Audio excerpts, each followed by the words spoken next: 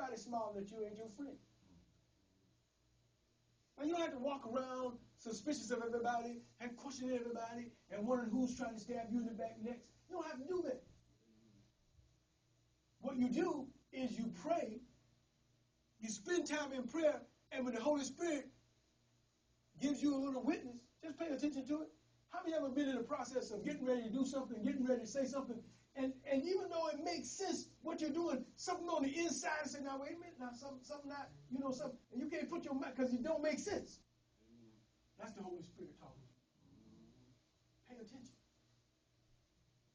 I'm here to tell you, you pay attention, you can save yourself some trouble. I had to learn that the hard way. You can save yourself some trouble. Now, this last thing, we run out of time. The Holy Spirit is the ultimate helper. Imagine if you could have a friend, a physical friend, that had unlimited resources, that had unlimited political clout, that had lived for thousands of years. And all you had to do is pick up the phone and call. And they would show you what you needed to do. They may not do everything you want to do or want them to do, but they would show you what to do. And if you were lacking resources, they would see to it that you would be in a position where, well, that's what you have in the Holy Spirit. But you cannot treat the Holy Spirit like it's just an emotional bang.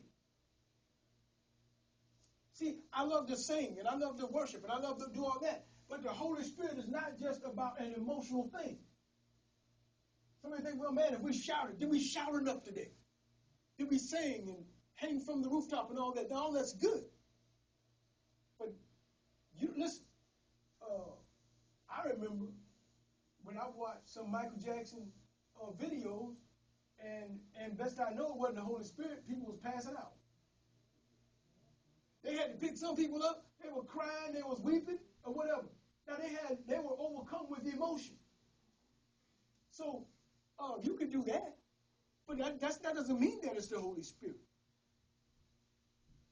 That's the reason that when we're filled with the Holy Spirit, we have to cultivate praying in the lifestyle and praying in the Holy Spirit. You know, I was now here's the thing. I remember I was watching a movie, and you got to be careful what you expose yourself to. This was just a few months ago. I was watching a movie, and I like movies that fight. I like fighting movies. I like, I studied martial arts and all this stuff. And, and I kind of like, you can't fight, but I kind of like to watch it and be entertained. Maybe I watch it too much. But anyway, this particular movie I'm watching, and the movie got so good to me, but it got in me, and I almost cussed. I was just one letter short of cussing. I'd have added one more letter to it, it would have been cussing. Caught myself. I ain't watching it no more. What am I talking about? What are you fellowshipping with? See, whatever you fellowship with, that's who you become. That's what you begin to emulate.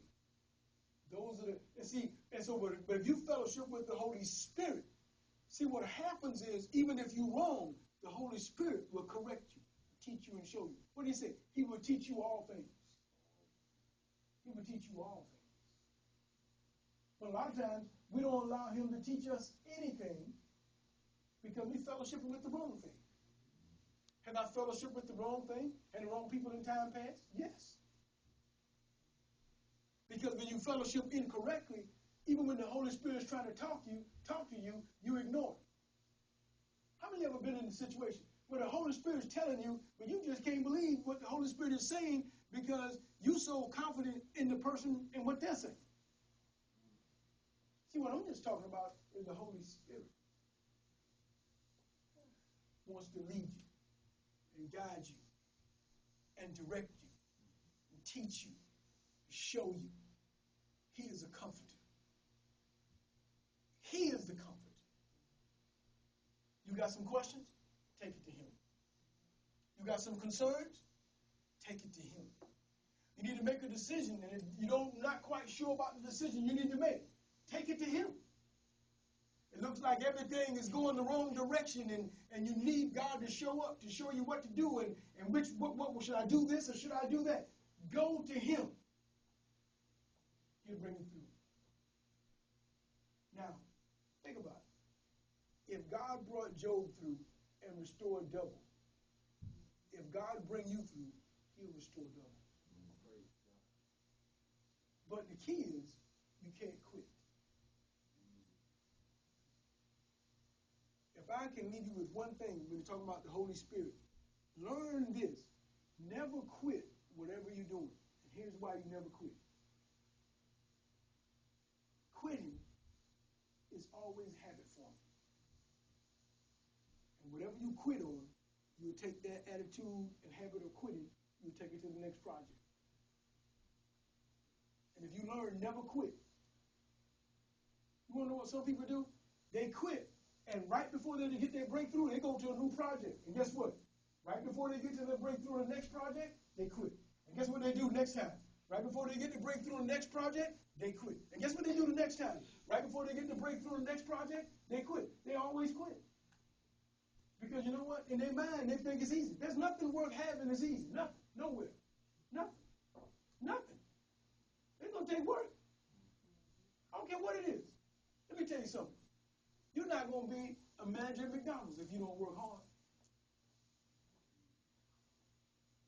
You're not.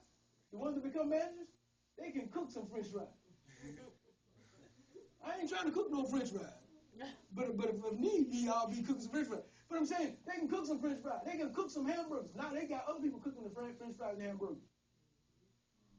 Guess what happened to the ones that didn't work hard? They're not working at McDonald's no more.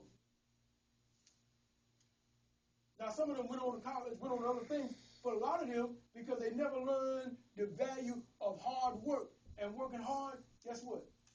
They're someplace now, sweeping somebody's floor.